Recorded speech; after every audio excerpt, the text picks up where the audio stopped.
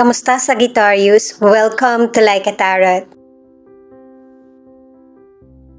Alamin natin kung ano ang message ng loved one na namayapa na. Para mag-guide ka, gamit itong angel number.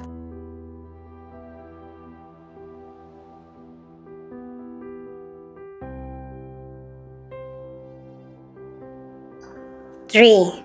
Your guides are with you, offering love and wisdom. Hindi lang naman yung anghel mo sa langit ang tumitingin sa'yo, pati na rin yung mga loved ones na hanggang ngayon ay nag-aalala pa din. Na posible na ang ilan sa inyo ito yung kailangan mo, yung pagmamahal at saka yung magamit din yung kaisipan mo or kaalaman. Pwede rin na itong number na 3 na ito ay konektado sa mga nangyayaring sitwasyon sa iyo. Posible rin na itong number 3 na ito, itong buwan na ito or sa mga susunod na araw or pagkatapos ng ilang buwan, tutulungan ka ng guide mo. Gamit itong mystical cards ay alamin natin kung ano yung pagbabagong nangyayari sa buhay mo. At saka para sa ibang detalye, mamaya naman sa tarot cards.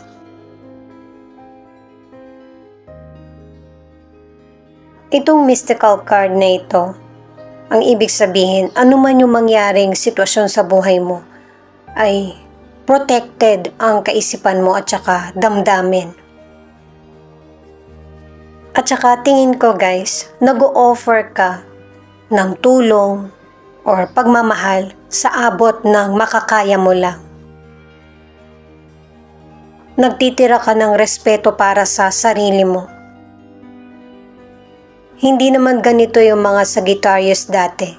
Pero dahil sa situation, may mga changes or transformation na ginagawa ka sa buhay mo o mga desisyon na pagprotekta sa sarili at yung maging happy. Paalala para sa mga bagong viewers na ang reading na ito ay timeless reading, general reading anuman ang edad mo or gender mo, guide reading lamang ito. Hindi rin magre-resonate sa lahat, kaya kunin mo lang ang akma sa sitwasyon mo.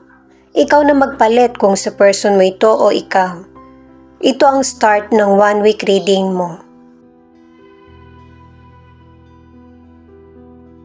7 of Swords, 8 of Swords, 6 of Pentacles. Ipinapakita ng mga cards na yung power na meron ka ay ibinabalik mo na. Kasi yung pagiging mapagbigay mo, inaabuso na ng iba. Pwedeng ikaw ito o yung person mo, nasangkot ka sa panlilinlang o kaya merong nawalang bagay na ikaw yung napagbintangan. Itong trouble ay umabot pa sa korte o kaya barangay. May ilan sa inyo sa career o negosyo na hindi mo pwedeng pagkatiwalaan o kahit maging kaibigan. Kasi mababa ang tingin niya sa iyo, yung madali kang mauto. Yung kindness mo na abuso. Nagkakaroon sila ng maling akala na hindi ka marunong lumaban. Pero lalaban ka in a nice and effective way. Kaya kung akala nila napapakinabangan ka, mas napapakinabangan mo sila. Wise yung mga magiging desisyon mo at saka ang ilan sa inyo magpapalit ka ng career. Kahit naman na ibuli ka or hindi sumunod yung trabahante mo or katrabaho mo, nasa iyo yung skills. Makakatanggap ka ng support, advice, at saka abundance sa financial. Ang ilan sa inyo mag-i-stay ka pa rin sa karir mo o trabaho, pero alam mo na kung sino yung mga dapat mong pagkatiwalaan at saka maaasahan. Ang ilan sa relationship, mayroong pagbabago sa person mo na pinagdududahan mo. Pero hindi mo siya basta hinuhusgahan. Inaalam mo maigi kung tama ba yung kutob mo or nakikita mo or naririnig.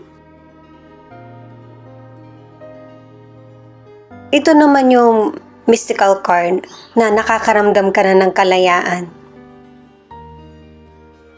Na ang ibig sabihin, nagtatagumpay yung mga plano mo or desisyon dahil sa matagal na pagsusuri at saka tinitimbang mo din yung sitwasyon at saka damdamin mo. May kapayapaan na nagaganap sa situation mo na nagpapasaya at nagpapalaya sa iyo.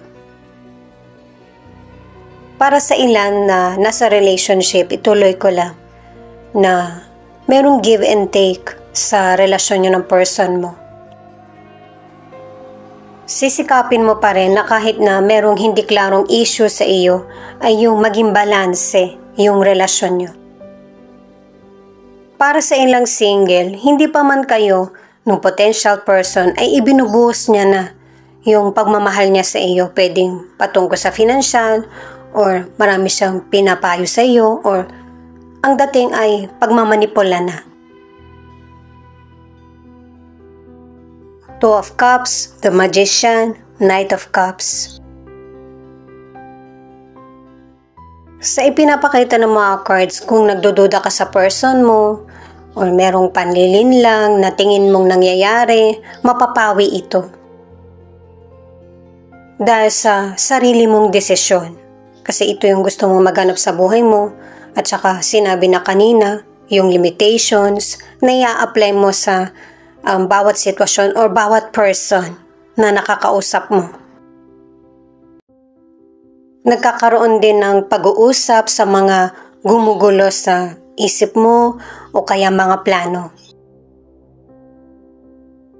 Sa financial, successful ang nagaganap, lalo na't ang ilan sa inyo ay nagtutulong kayo ng person mo or ng boss mo na para maitaguyod na maayos ang career o negosyo. Nagtutuloy-tuloy yung magandang pasok ng financial. At para sa ilan, kung hirap ka sa financial, mag-isip ka ng ibang plano para mapunan mo yung kakulangan mo sa financial. Yun kasi yung magiging paraan para maresolbahan mo yung problema. Kung negosyante ka or patungkol sa karir mo yung tinutukoy, mag-research ka at saka matutong makinig sa mga taong nasa paligid mo para magkaroon ka ng idea. Kailangan kasi ng fresh idea, hindi yung lumang nakagawian. Itong third na mystical card mo ay Fight. Itong card na ito ang nagsasabi na palaban ka na sa situation na nangyayari sa buhay mo. Kasi may ibang Sagittarius na hindi ka naman nakikipaglaban, na hindi mo alam kung ano yung magiging patutunguhan at saka hindi mo to haharapin ng mag-isa kung ano man yung battle or challenges sa buhay mo.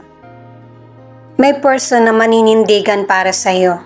Pwedeng person mo, family member, or kasamaan sa trabaho, or kaibigan. May ilan na wise ang decision mo. Imbis na makipaglaban, umiiwas ka. Kilala mo kasi yung taong makakatunggali mo na hindi marunong makinig. Single ka man or nasa relationship, mararamdaman ng person na ikaw talaga yung soulmate niya. Kaya seseryosohin niya yung bubuin yung relasyon or relationship nyo kung magkarelasyon na kayo ngayon. Six of Cups, Nine of Swords, the High Priestess. Nakadalawang cards ka na merong person na magkakaroon ka ng reunion sa family mo o kaya sa mga dati mong kaibigan or naging kaklase. Nakakatulong sa'yo na meron kang nakakausap, online man ito or personal. Nagkakaroon ka ng mga bagong kaalaman at saka yung gumugulo sa isip mo, ay nakakalimutan mo pansamantala. Ang ilang Sagittario sa kalusugan, posibleng merong family member or person na merong sakit na tinutulungan mo. Pwedeng financially o kaya suporta, yung ikaw ay nag-aalaga. Tinutulungan mo yung person kasi andun pa rin yung awa mo, ano man yung naging issue mo sa kanya or hindi man kayo ganun ka-close. Para sa ilan, sa kalusugan, iwasan nyo sobrang pag-iisip at saka hanggat maaari kung merong pagbabago sa kalusugan mo, magpatingin ka.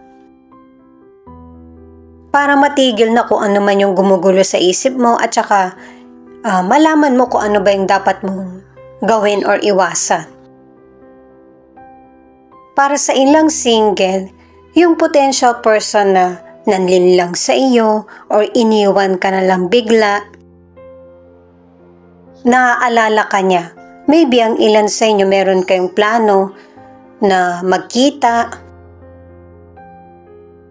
Sign din ito na magkikita kayo muli. Pero yung past person mo yung kakabahan.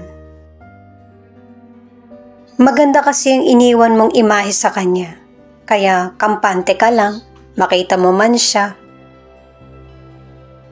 Pwedeng ang ilan, nandun pa rin yung galit mo. Pero kapag nasabi mo na parang wala na din. Hayaan mo lang na ganito yung maramdaman niya kasi noong naiwan ka mag-isa, ganito din yung naramdaman mo eh. Panahon naman niya ito. Kasi hindi ka rin nakatulog. Marami kang iniisip. Dinamdam mo talaga ito. Ito naman yung feelings ng person mo. At saka pwede rin ipakita kung ano yung feelings mo kasi connected kayo sa isa't isa.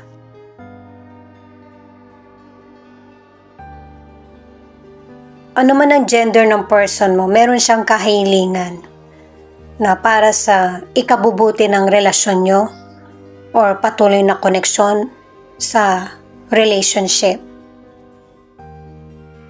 Maraming pangarap yung person mo na gusto niyang ikaw yung kasama at saka sinabi na sa tarot cards na ang pakiramdam ng person mo, ikaw na yung soulmate niya. Kaya lang, posibleng merong nagawang hindi mabuti itong person mo na kailangan niyang harapin. Pwedeng nakaraan na ito or nangyayari pa lang ngayon na hindi kayo magkasama, na nasa ibang lugar siya, na ikaw yung dadalaw or siya yung dadalaw sa iyo. Yung person mo nahihirapan din sa situation nyo. Gusto niya itong banggitin sa iyo yung magpaalam na. Kaya lang, yung feelings naman niya yung kalaban niya. Hindi niya gustong maipit ka sa situation. Gusto niya maging masaya ka pero mahal ka ng person na ito eh. Posibleng ito yung naging dahilan kaya meron siyang kailangan harapin sa batas. Pero pakiramdam ko sa person mo, meron naman na siyang pagbabago. Lalo na't ramdam niya na nandyan ka. Malaki yung pagsisisi ng person mo sa mga maling desisyon na nagawa niya, pwede sa relasyon nyo, sa kapwa niya. Na kahit siya, hindi siya nagiging masaya sa mga nagiging resulta. Isa pa ito sa iniisip ng person mo. Halimbawa, nasa malayong lugar siya or nakalaya siya. Yung magkaroon siya ng trabaho. Posible din na ang ilan, hindi mo na nakikita itong person na ito or tuluyan na kayong nawalan ng connection. Nasa malayo itong person, kumbaga hindi mo siya madalaw or mapuntahan. Idagdag ko lang para sa ilan sa relationship na ang ilan sa inyo, hindi man kayo magkasundo ng person mo dahil sa pagsiselos niya or pagdududa. Yun ay dahil sa attractive kang person at saka matalino ka.